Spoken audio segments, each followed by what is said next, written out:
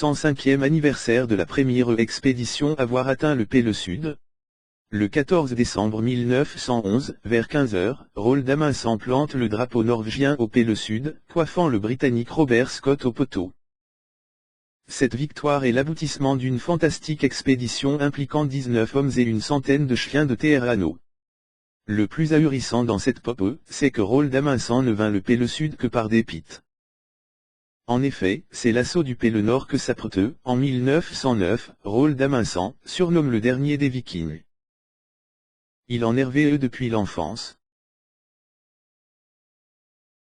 Il apprend alors que les deux Américains Robert Peary et Frédéric Cook l'ont devant. Le voile effondre. Tant d'efforts réduits NANT. Que faire? Il décide aussitôt de se rabattre sur le pôle Sud qui reste encore conquérir, mais il ne faut pas tarder, car le Britannique Robert Falcon Scott est dans les starting blocks. Roald Amundsen change ses plans dans le plus grand secret, car il craint que ses souscripteurs le roi du Danemark et de nombreux Norvégiens lui retirent leur aide financière devant ce changement d'objectif. En outre, il ne veut pas alerter Scott qui pourrait accélérer ses préparatifs. Ce n'est que le 8 août 1909, la veille de son appareillage de Kristiansand, qu'Amundsen avertit enfin deux officiers de son navire, mais uniquement eux, du changement d'objectif. Bien obligue.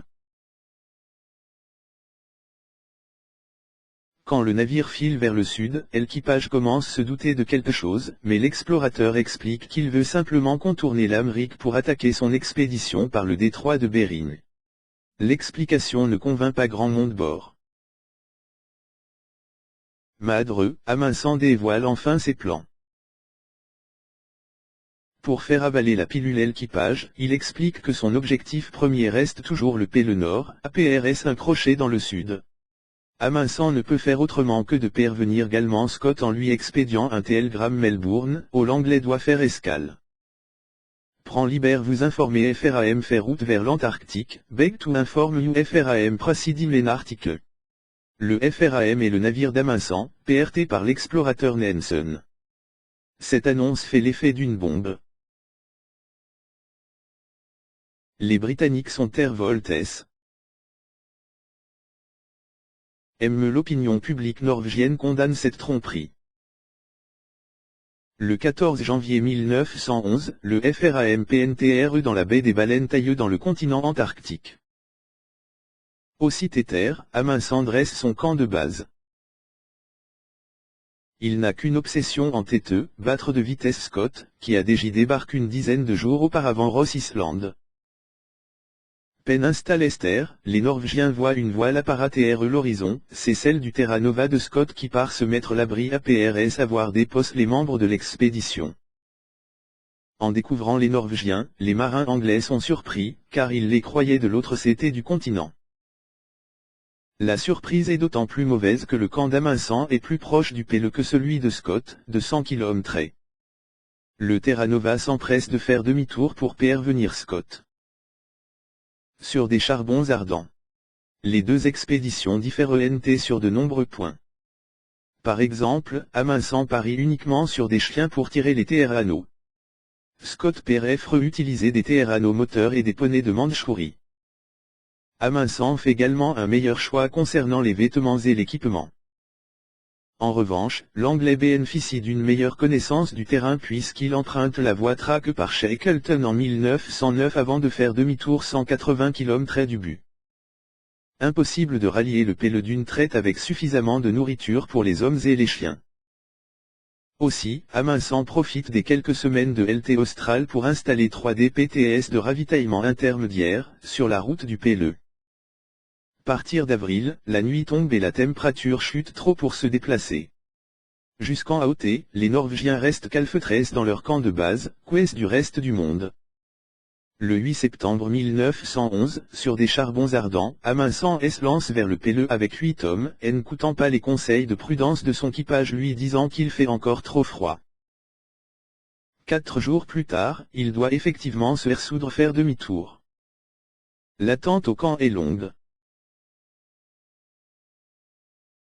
Ce n'est que le 19 octobre qu'Amundsen et ses hommes peuvent enfin repartir. Il perd cédant de 12 jours l'expédition de Scott.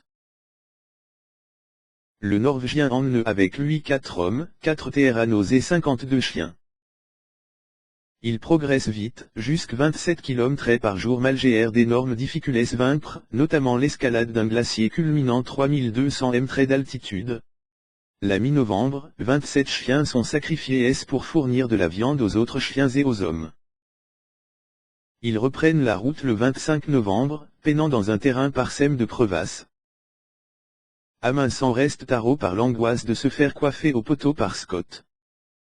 Le 12 décembre, grande frayeur, les Norvégiens aperçoivent des masses sombres au loin. Est-ce l'expédition anglaise?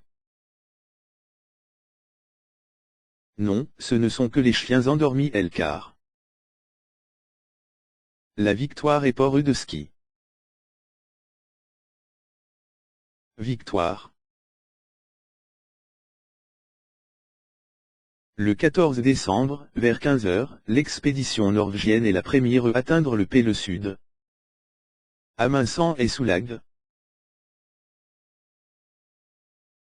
Par précaution, il demande ses hommes de sillonner les environs ski durant 3 jours, de façon à être certain de ne pas rater le pôle, dont la localisation exacte est difficile à obtenir avec les instruments de l'époque. Avant de prendre le chemin du retour, l'explorateur norvégien abandonne dans la tente des instruments pouvant être utiles l'explorateur britannique Robert Falcon Scott qu'il s'était sur ses talons. Il lui laisse également une enveloppe remettre au souverain norvégien au cas où lui-même viendrait périr sur le chemin du retour. Comble du destin, c'est Scott qui, ayant rejoint le pôle avec 33 jours de retard sur son rival, mourra prisonnier de l'Antarctique. Les 5 membres de l'expédition norvégienne regagnent leur camp de base le 25 janvier 1912, APRS 99 jours de marche. Sans laisser le temps de souffler ses hommes, Amundsen quitte la baie des Baleines bord du FRAM le 30 janvier. Il est tellement pressé de répandre la nouvelle de sa victoire. Enfin, le 7 mars, le navire atteint Hobart, d'où Amundsen envoie de nombreux télégrammes annonçant son triomphe. Dès le lendemain, il envoie le rapport complet de l'expédition au Daily Chronicle de Londres, qui lui a haché les droits exclusifs.